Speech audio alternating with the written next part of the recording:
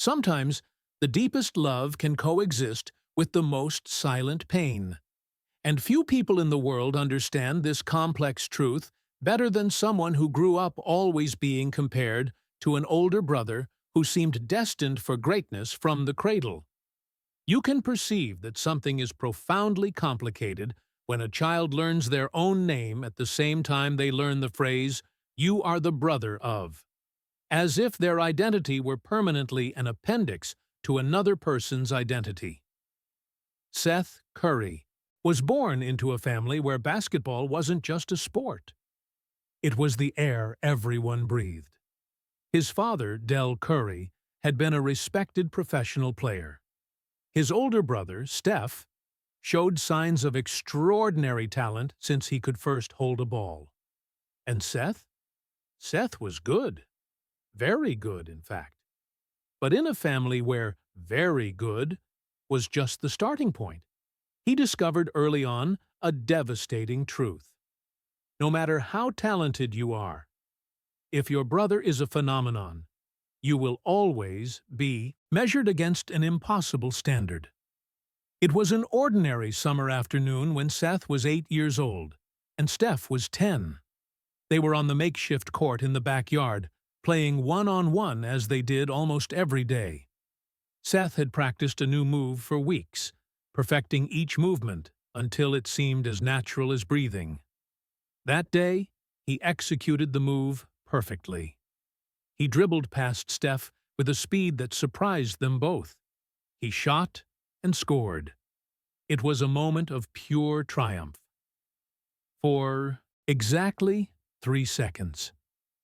"Good shot, Seth," his father said from the other side of the court, and then, almost in the same breath, "Steph, you let him pass too easily. You need to be more aggressive on defense." How is it possible that a compliment and an emotional stab can come in the same sentence? Seth learned that day something that would shape the next 20 years of his life. His successes would always be contextualized as Steph's failures. His victories would never be entirely his. They would be moments when Steph let something happen. Naturally, this leads us to understand the psychological complexity of growing up in a family dynamic where comparisons weren't occasional. They were constant, inevitable, and increasingly painful as the distance between the brothers' talents became more apparent. At school, Seth heard daily, "You're Steph Curry's brother? Man, your brother is incredible. Do you play too?" The question always came with that specific inflection, that implicit doubt of whether Seth would be as good as the older brother, who was already making headlines in state tournaments. "Yes, I play," Seth would respond, trying to keep his voice steady. "Cool. I bet one day you'll be as good as him." It was impossible not to feel the subtle stab in that "one day" and that "as good as if the best possible version of Seth Curry were an inferior copy of Steph Curry. The teenage years were particularly brutal. Steph was exploding as a phenomenon in high school basketball. College recruiters packed the stands. Local journalists wrote articles about the next big star. The Curry house became a zoo of media attention. And Seth? Seth played in the same gyms, frequently on the same team, always a few feet from the spotlight, but never exactly inside it. Have you ever wondered what it's like to score 20 points in a game and have all the post-game comments be about the 30 points your brother scored? Seth knew exactly what it was like.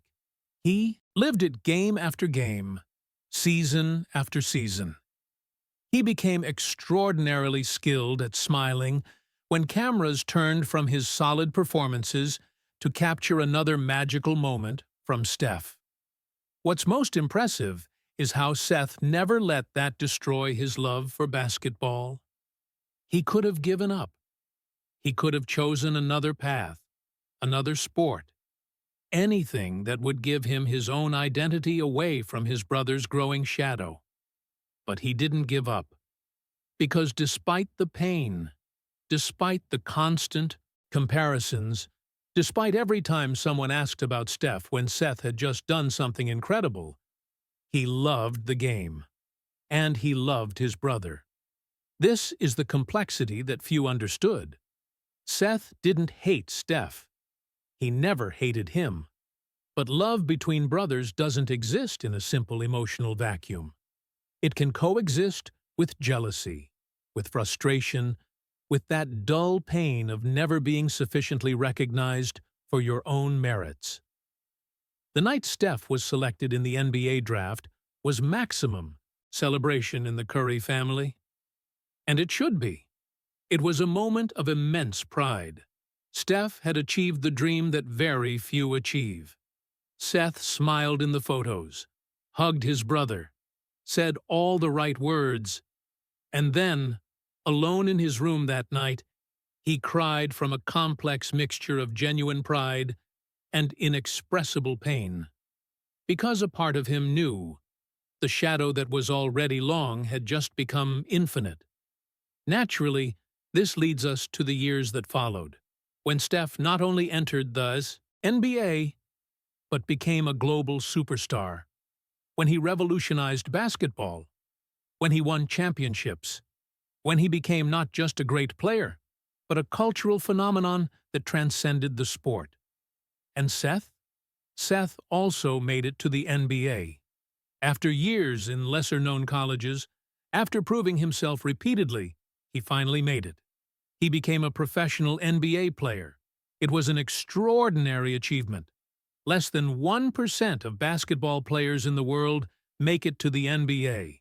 Seth Curry was in that 1%. He should be celebrated as the elite athlete he was. But the headlines? Seth Curry, brother of Steph, signs with... Even reaching the pinnacle of his profession, even fulfilling a dream that billions will never achieve, Seth was still defined primarily by his relationship to another person. It was impossible not to notice how this must slowly corrode the soul. Not because of the achievement itself, but because of the impossibility of being seen as a complete individual.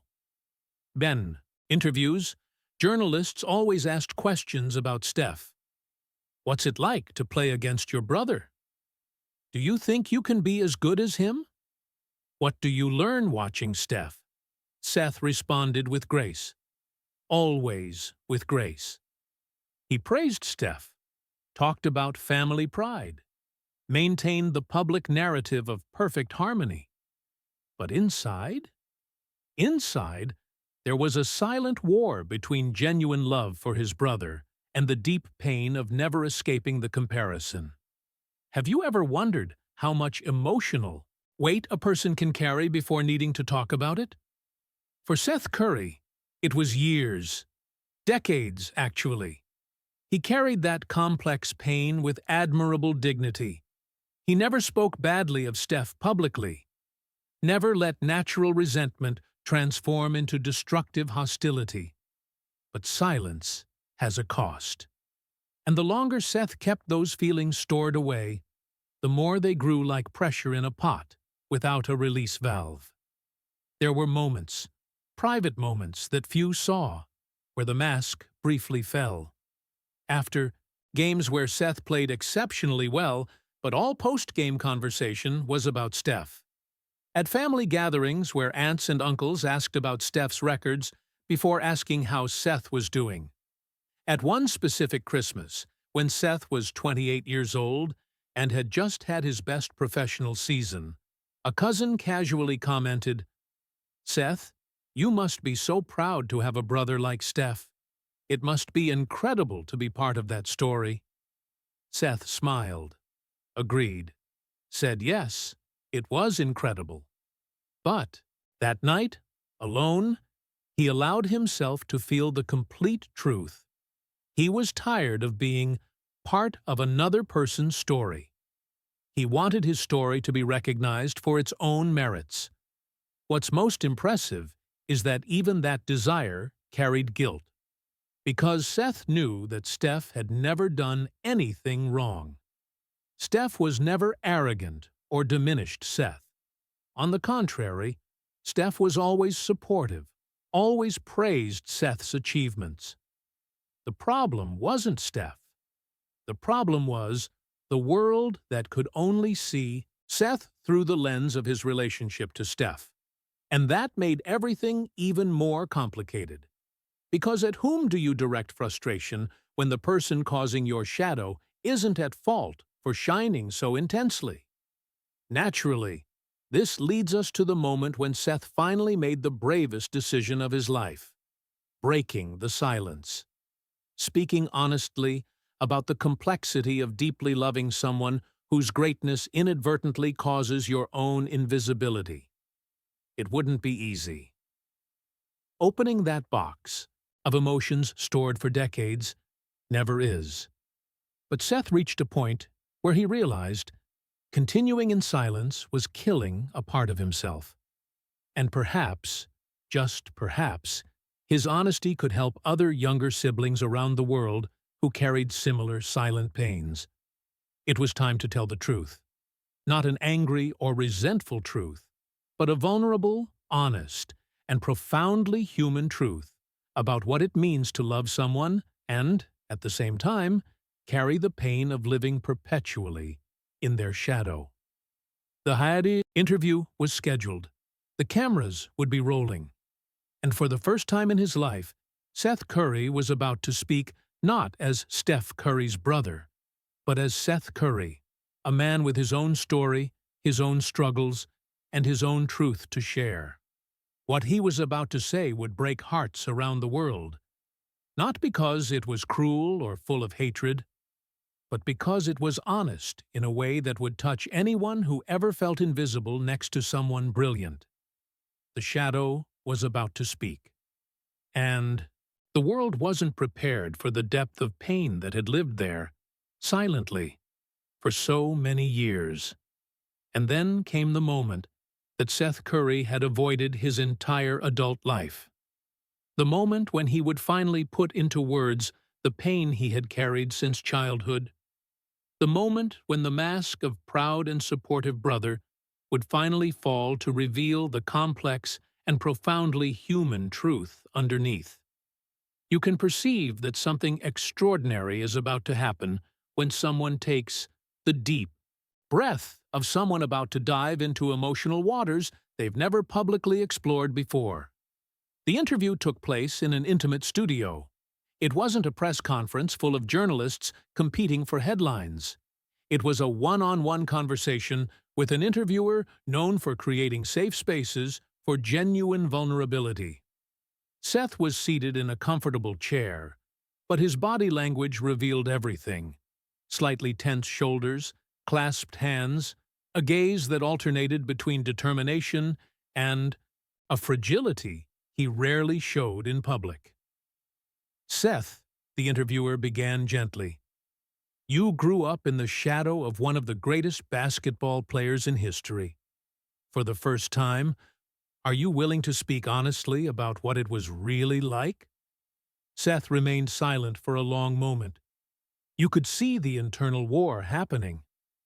The last hesitation before opening an emotional door he had kept locked for decades. And then he began to speak. And what came out of his mouth weren't the usual, diplomatic answers. They were raw, honest words, loaded with pain so authentic it was impossible not to feel every syllable. I need to start by saying something that will sound terrible, Seth said, his voice already loaded with emotion. And I need people to understand that this doesn't mean I don't love my brother. Because I do. Deeply. He took a deep breath. But the truth is, there were moments, many moments, when I hated being his brother. It was impossible not to feel the devastating weight of that confession. Because Seth wasn't speaking with anger or resentment. He was speaking with the raw pain of someone finally admitting a truth they had carried as secret shame. I didn't hate him. Seth quickly clarified, tears already forming in his eyes. I never hated Steph, but I hated what it meant to be his brother. I hated the comparisons. I hated the invisibility. I hated feeling that no matter how good I was, it would never be enough. How is it possible that such painful words can sound simultaneously so liberating? The interviewer remained in respectful silence, allowing Seth to find his own rhythm, and the words continued flowing as if an emotional dam of 30 years had finally burst. I was 10 years old when I realized it would be like this forever. Seth continued, his voice breaking. We were at a tournament. I scored 15 points. For a 10-year-old kid, it was incredible. I was so proud. He paused, wiping his eyes. Steph scored 25. And after the game, I ran to my mother, hoping she'd be proud of me. And she was. She said, "Great game, Seth." But then, in the same breath, turned to Steph and said, "You were incredible out there." Have you ever wondered how a 10-year-old child processes the difference between great and incredible? I knew in that moment, Seth said, tears now falling freely, that no matter what I did, I would always be great while he was incredible. I would always be the good younger brother while he was the extraordinary older brother. What's most impressive is how Seth wasn't blaming his mother or his family. He was simply describing the reality of growing up next to a phenomenon and how that reality, even without malicious intent, caused deep wounds. And here's the part that destroyed me for years, Seth continued, his voice almost a whisper now. I felt jealous. Deep, ugly jealousy of my own brother, and then felt guilty for feeling jealous. Because how do you feel? Jealous of someone who never did anything to hurt you? How do you resent someone who always supported you? He covered his face with his hands for a moment. Steph was never arrogant, never diminished my achievements, was always my biggest fan. And that made everything even harder, because I couldn't even direct the frustration at him. The person causing my pain wasn't at fault for existing in the greatness he was born to have. Naturally, this leads us to the core of the confession that was breaking hearts around the world. Because Seth was articulating a universal truth that so many younger siblings carry in silence. Love and pain can coexist in the same relationship. There were nights, Seth revealed, when I prayed to be an only child. Not because I wanted Steph not to exist, but because I wanted to exist without the constant comparison. I wanted to know what it would be like to be seen just as Seth, not as the brother of. He looked directly at the camera. And then I'd feel monstrous for having those thoughts. What kind of person wants to erase their brother? What kind of person feels relief when their brother has a bad game? The brutal honesty of those words was breathtaking. I remember one specific game, Seth continued, where Steph had a bad night. He missed shots, lost balls, was clearly out of rhythm, and I felt terrible relief. For one night, I wouldn't be compared to a perfect performance. Tears ran down Seth's face without him trying to hide them. And then I hated myself for feeling that. Because I love my brother. I want him to succeed. But that night, just for one night, I wanted to be the good one in the family without qualifications. And that made me feel like the worst person in the world. It was impossible not to notice how every word was touching something universal. Because how many younger siblings, how many people who grew up in someone brilliant's shadow, had felt exactly the same and carried it as secret shame? When Steph was selected in the NBA draft, Seth said, Everyone asks if I was happy for him. And I was. Genuinely was. But I was also terrified. Because I knew the shadow that was already impossible had just become permanent and global. He made a long pause. And when I finally made it to the NBA years later, it should have been the happiest day of my life. I had achieved something that less than 1% of players achieve. But you know what the headline was? Seth laughed bitterly through the tears. Seth Curry, brother of Steph, arrives in the NBA. Not even my greatest professional achievement was mine. It was contextualized by his achievement that happened years earlier.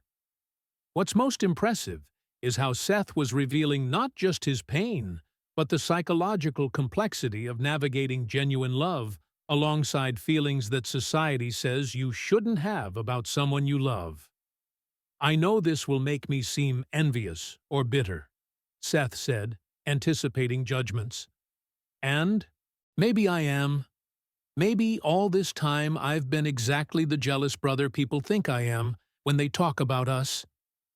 He looked down.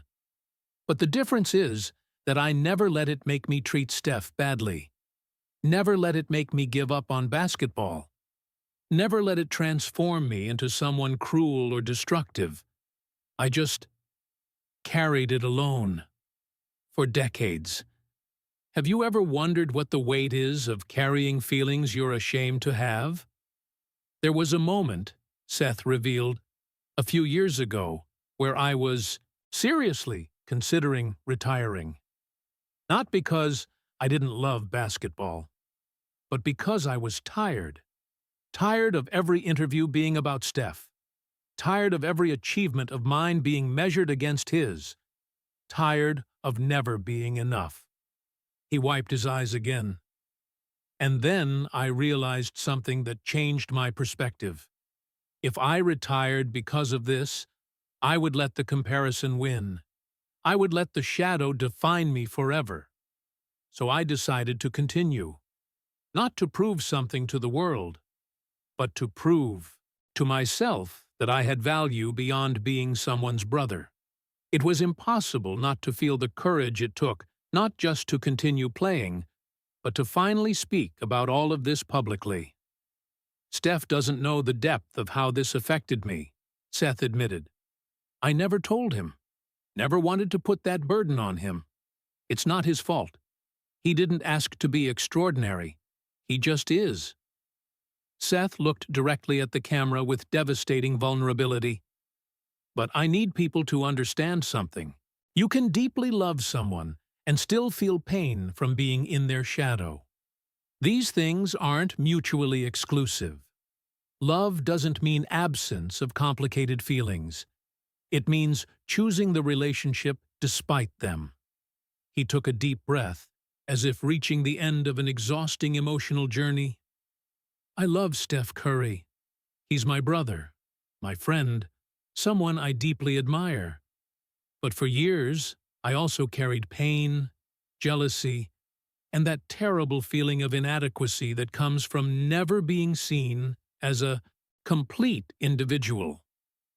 Seth paused, allowing his final words to carry all the weight they deserved. And if my honesty can help a younger sibling somewhere in the world feel less alone in similar feelings, then it was worth breaking the silence. Because no one should have to carry this pain alone and in secret like I carried it. The silence that followed was profound. The interviewer had tears in his eyes. The production crew was visibly moved. Seth Curry had just done something extraordinarily courageous. He revealed the complete and complicated humanity of loving someone whose greatness inadvertently causes your invisibility. And the words? The words were about to break hearts around the entire world. Not because they were cruel or full of hatred, but because they were honest in a way that touched anyone who ever felt invisible, inadequate, or perpetually compared to someone who seemed impossible to reach. The truth had been told. And the impact was just beginning. The video of Seth Curry's interview aired on a Tuesday night, and within hours, something extraordinary happened. Millions of people around the world began crying for a man most had never met, feeling pain they thought they were alone in carrying. You can perceive that someone touched a universal wound when social media doesn't explode with debates or divisions, but with collective tears and vulnerable confessions that echo the same pain. The first comments began appearing even before the interview finished airing, and they weren't superficial comments or typical internet reactions. They were confessions from the heart of younger siblings who had kept similar feelings secret for decades. I'm crying uncontrollably. My older brother is a successful doctor. I'm a nurse. Every family gathering, every conversation is about him. Seth just gave voice to the pain I've carried for 20 years. I've never commented anything online before, but I need to say, thank you, Seth. Thank you for speaking what I never had the courage to admit. I love my older sister, and also feel invisible next to her. I thought it was just me. My brother is a successful lawyer. I'm a teacher. My parents never say they're disappointed, but I can see it in their eyes. Seth Curry made me feel less alone for the first time in my life. It was impossible not to feel the avalanche of identification that was happening. Because Seth hadn't just told his story, he had inadvertently told the story of millions of younger siblings who grew up in similar shadows. What's most impressive is how the reaction completely transcended basketball or even sports. Teachers shared about growing up with siblings who were scientists. Artists talked about siblings who were successful executives. Ordinary people revealed decades of painful comparisons they had never verbalized. A woman posted a video crying, "I'm 35 years old. My sister is CEO of a company. I'm a store manager. And today, for the first time, someone said it's okay to feel what I feel. That love and jealousy can coexist. Thank you, Seth Curry. You freed something in me." Naturally, this leads us to the question everyone was asking. How would Steph Curry react? Because his words would matter as much as Seth's. Perhaps even more. Steph was at home when he watched the interview. Alone, actually, because he wanted to process it privately before any public reaction. And what did he feel while hearing his younger brother reveal decades of silent pain? According to later reports, Steph cried, not tears of anger or betrayal, but tears of devastating understanding of how much suffering he had never noticed.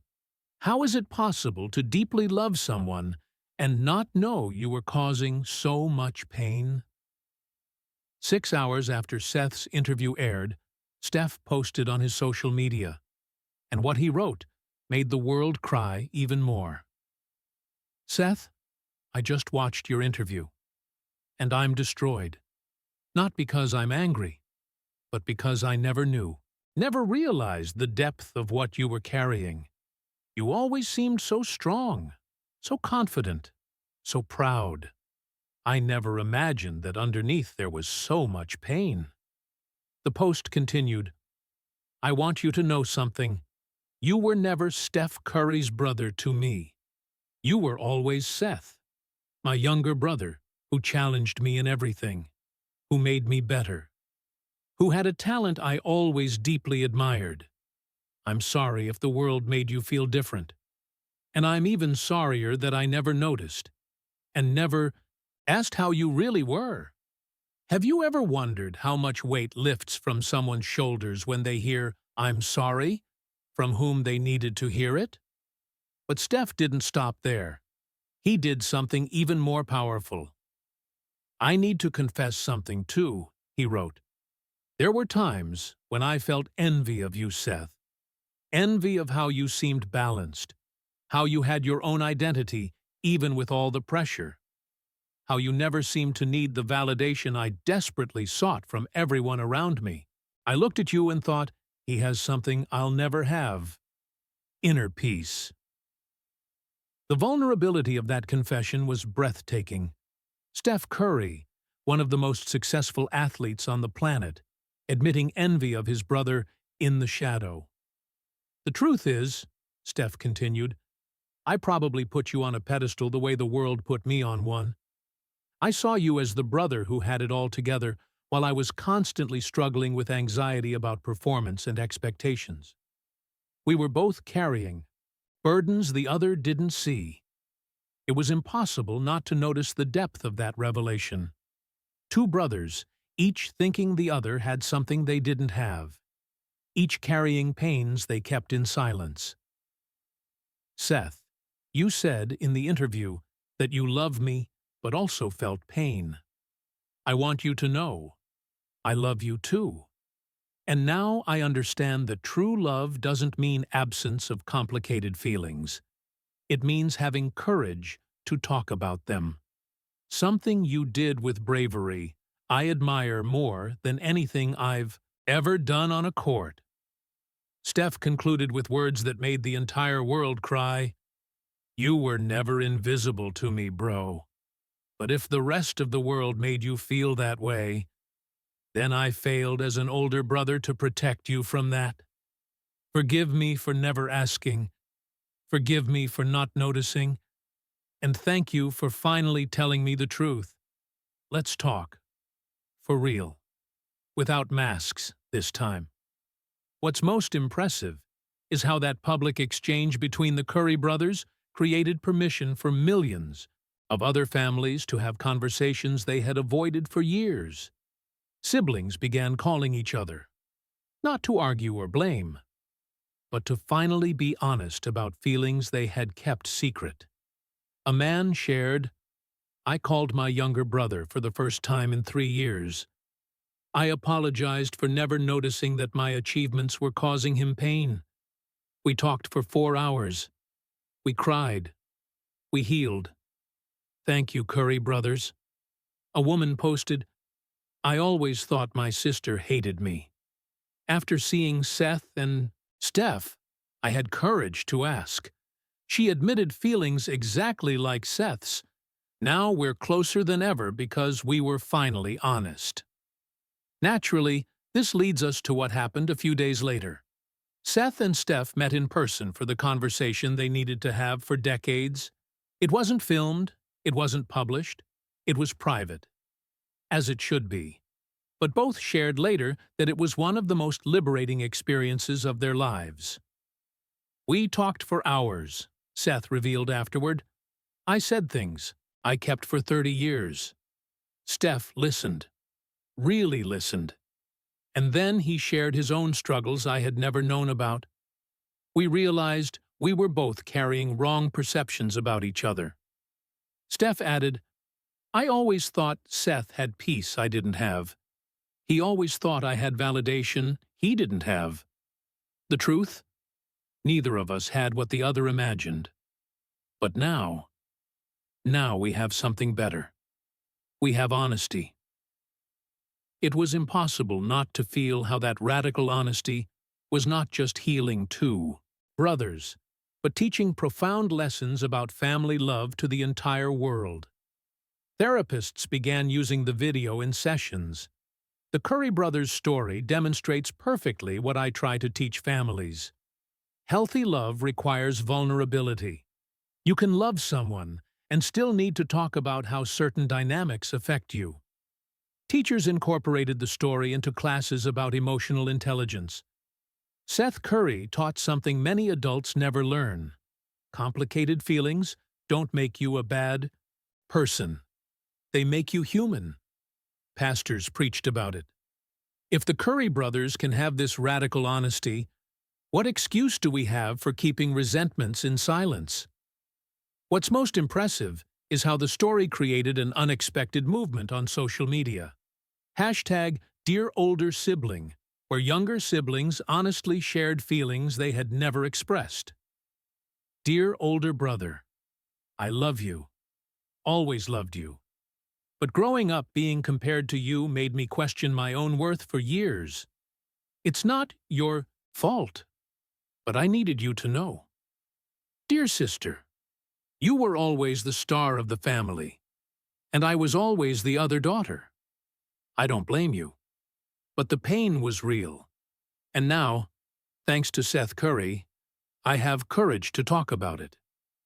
Have you ever wondered what the power is of one person being vulnerable enough to give permission to millions to do the same? Seth's courage in breaking the silence had created a wave of healing that spread far beyond him and Steph. Families around the world were having difficult but necessary conversations. Siblings were reconnecting. Old pains were being acknowledged and validated. And perhaps most importantly, people were learning that you can deeply love someone and still need to talk about how certain dynamics affect you. That true love isn't about perfection or absence of complicated feelings. It's about having courage to be honest, even when it's uncomfortable. Seth hadn't just broken hearts with his honesty. He had begun healing millions of them, including his own. And the legacy? The legacy was just beginning to form in ways that would fundamentally change how families approach conversations about comparison, invisibility, and the beautiful and painful complexity of relationships between siblings. The months that followed Seth Curry's confession revealed something extraordinary. He hadn't just broken his own silence. He had given permission for millions of people around the world to break theirs too. And in the process, he fundamentally transformed how we think about family love, vulnerability, and the courage necessary to be honest, even when it's uncomfortable. You can perceive that something transcended a viral moment when it continues generating real and lasting transformations months and even years later, as if those honest words had planted seeds of healing that continue blooming in different soils around the world. The most visible and immediate change happened in the relationship between Seth and Steph Curry themselves. They weren't just brothers before, but now they were brothers without masks, without unspoken things, without that thin but toxic layer of unprocessed resentments that had existed for decades. My relationship with Steph now is the most authentic it's ever been, Seth shared months later in an interview. Because there's nothing hidden anymore. He knows my pain. I know his. And there's something incredibly liberating about being completely known and still completely loved. Steph echoed similar feelings. I always loved my brother, but now I truly know him.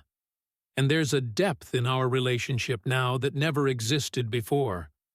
Ironic that it took a painful confession to bring us closer than 30 years of superficial harmony. It was impossible not to feel the profound wisdom in those words, because they had discovered something many families never learn. Forced harmony isn't the same as true connection. What's most impressive is how that radical honesty changed, not just how the brothers related to each other, but how they spoke publicly about one another. In interviews after that moment, when journalists asked Steph about Seth, his answers changed. They were no longer just, "I'm proud of my brother." They were specific, deep, acknowledging Seth as a complete individual. Seth is one of the smartest players I've ever seen, Steph said at a press conference. And I know he spent years being defined by his relationship to me. But here's the truth. He built an impressive career on his own merit. And it's time we stop using brother of Steph before his name and start recognizing Seth Curry as the exceptional athlete he always was. How is it possible that a moment of vulnerability can change how the entire world sees someone? The answer was manifesting in real time. Sports journalists began consciously avoiding defining Seth primarily by his relationship to Steph. Headlines changed. Narratives evolved. And slowly, Seth began to be seen for what he always deserved, a talented player who reached the NBA in his own right. Naturally, this leads us to the broader impact Seth's confession had on families around the world. Because what he and Steph modeled, this kind of radical honesty, followed by compassionate listening, became a template for millions. Family therapists reported an unprecedented phenomenon: dramatic increase in families seeking help specifically to address comparison dynamics between siblings. Before the Curry story, a teacher therapist in Boston explained, families avoided these topics. There was this belief that talking about jealousy or resentments between siblings was taboo. But Seth Curry normalized something crucial. These feelings are human, and talking about them is healthy. A therapist in Los Angeles added, "The number of older siblings coming to me saying, 'I never knew I was causing pain,' increased exponentially." Seth and Steph's story taught that you can be completely innocent of malicious intentions and still inadvertently cause pain, and that acknowledging that pain doesn't mean you're a bad person. Have you ever wondered how many family relationships were saved because someone had courage to be vulnerable publicly? Schools began incorporating the story into curricula about emotional intelligence. Teachers used Seth's video to teach students about the difference between feelings and actions. Seth Curry felt jealous, a high school teacher explained to students, but he never let those feelings become cruelty. He teaches us that you can have negative feelings and still choose positive behavior. That having difficult emotions doesn't make you a bad person. It makes you human. A school principal shared, "After showing the Curry brothers' story to our students, we saw a measurable shift in how siblings at our school relate. Less bullying between siblings, more honest conversations, as if Seth had given them permission to admit complicated feelings." What's most impressive is how the story touched even people without siblings, because the lessons were universal, about living in anyone's shadow, about feeling invisible in any relationship, about the courage necessary to speak uncomfortable truths. A woman shared, "I don't have siblings, but I grew up with a best friend who was extraordinary at everything. Seth's story helped me understand feelings I carried for decades about that friendship, and gave me courage to finally talk to her about it." A man posted, "At work, I was always compared to a more talented colleague. Seth's vulnerability taught me that I can acknowledge my pain without diminishing the other person's achievements. Both are true." Naturally, this leads us to understand that the true legacy wasn't in view numbers or shares.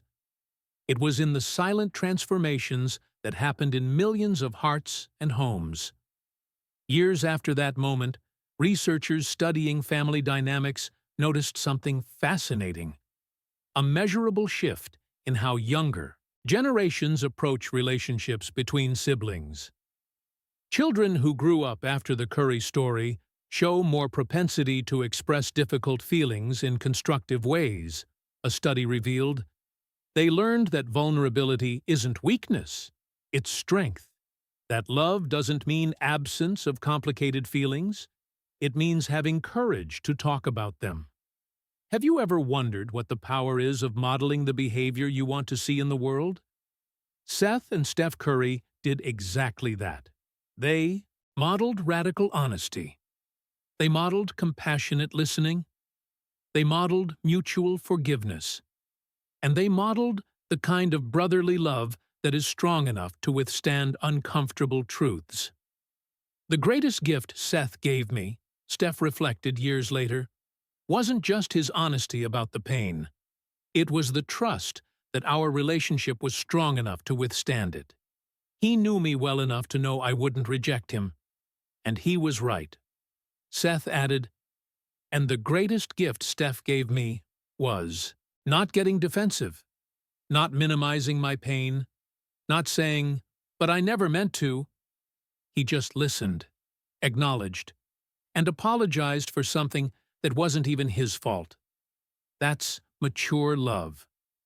It was impossible not to notice how that level of emotional maturity was inspiring others to reach for the same in their own relationships. Parents began having different conversations with their multiple children. Instead of insisting on superficial equal treatment, they acknowledged that each child had different needs and that comparisons, even unintentional ones, could cause real harm.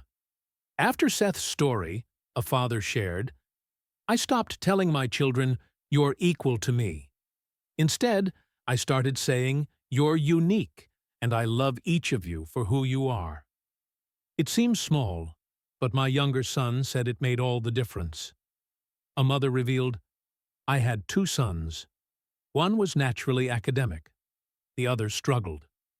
I realized I unconsciously did exactly what the Curry family did.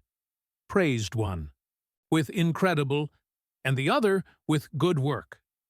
Now I'm intentional about recognizing each one's unique strengths. What's most impressive is how Seth never tried to commercially capitalize on that moment of vulnerability. He didn't write a book. He didn't do a speaking circuit. He simply let his truth exist in the world, touching whoever needed to be touched. That moment wasn't about building personal brand, Seth explained. It was about freeing something that was slowly killing me. And if my liberation helped others free themselves, then it fulfilled a purpose greater than any financial gain could. There was a purity in that which resonated deeply. In an era of performative vulnerability where people selectively share for strategic gains, Seth had shared out of genuine need for healing. The difference between authentic vulnerability and performative vulnerability, a psychologist explained, is that the first is uncomfortable for whoever shares. Seth Curry was visibly uncomfortable. That wasn't rehearsed or strategic. It was raw and real, and that's why it touched so deeply. Naturally, this leads us to reflect on the deepest lessons that moment taught the world. Lesson 1. Love and pain can coexist. You can deeply love someone and still carry wounds related to that person. These things aren't mutually exclusive. Lesson 2. Talking about difficult feelings doesn't destroy relationships. It strengthens the ones worth keeping. If a relationship doesn't survive honesty, perhaps it wasn't as strong as you thought. Lesson 3. You're not responsible for feelings you have, but you are responsible for what you do with them. Seth felt jealous, but never became cruel. That's emotional maturity. Lesson 4. Sometimes the person who's winning is also suffering. Steph seemed to have everything but carried his own struggles. No one has the perfect life they appear to have. Lesson 5. Vulnerability is a gift. Seth gave Steph the gift of truly knowing him. And Steph honored that gift with compassionate listening. Have you ever wondered what the world would be like if we all had that courage to be honest and that grace to listen? Years after that transformative moment, when Seth and Steph were asked about the legacy they hoped to leave, both returned to that confession. I may have a career in the NBA, Seth said. I may have statistics and records. But if my legacy is that I gave permission for younger siblings everywhere to feel seen and validated in their struggles, that will mean more than anything I ever did on a court. Steph added, and if my legacy is that I learned to listen to uncomfortable truths with grace, that I showed you can be successful and still have empathy for the pain your success inadvertently causes, then I used my platform for something that truly matters. It was impossible not to feel the depth of that wisdom. Because in the end, trophies rust, and records are broken, but impact on human lives that reverberates through generations in ways impossible to measure. The moment Seth Curry broke the silence wasn't just about two brothers finally being honest with each other. It was about giving permission for millions of people around the world to do the same in their own relationships. It was about normalizing complicated feelings, about recognizing that true love isn't perfection. It's commitment to honesty, even when it's uncomfortable. It was about reminding the world that the people closest to us can also be those whose success makes us feel most invisible, and that it's okay to admit that. And it was about demonstrating that the deepest courage isn't never feeling jealousy or pain. It's choosing love despite those feelings. It's talking about them instead of letting them rot in silence. Seth Curry broke hearts around the world with his brutal honesty, but in the process of breaking those hearts, he began healing millions of them. Because sometimes you need to break to begin mending. You need to admit the wound before you can treat it. You need to speak the truth before you can find peace. And in that moment of radical vulnerability, Seth Curry didn't just free himself from decades of silent pain. He freed countless others to do the same. That's the legacy. Not of a basketball player who lived in the shadow, but of a courageous man who chose to speak his truth. And, in doing so, illuminated paths for millions of others to find their own voices. Words can break hearts, but the right words, spoken with courage and vulnerability, those can also heal them. And that's exactly what Seth Curry did. Forever.